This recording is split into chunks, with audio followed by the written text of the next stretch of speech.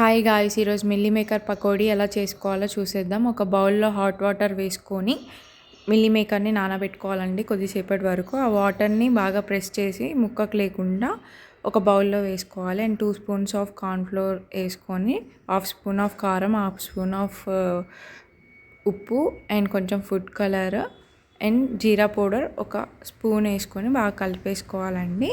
కలిపేసుకున్న తర్వాత పక్కకు ఉంచేసుకోవాలి. మనం ఈలోపు స్టవ్ మీద ఒక ప్యాన్లో ఆయిల్ తీసుకొని వేడి చేసుకోవాలండి. బాగా వేడి ఎక్కినాక మిల్లీ మేకర్ని దాంట్లో వేసుకొని ఒక 2 మినిట్స్ వరకు వేగించుకుంటే సరిపోతుంది. ఇదైతే మస్తు క్రిస్పీగా వచ్చిందండి, చాలా బాగుంది టేస్ట్ కూడా. అండ్ సాస్ పెట్టుకొని తింటే కూడా చాలా బాగుంటుందండి.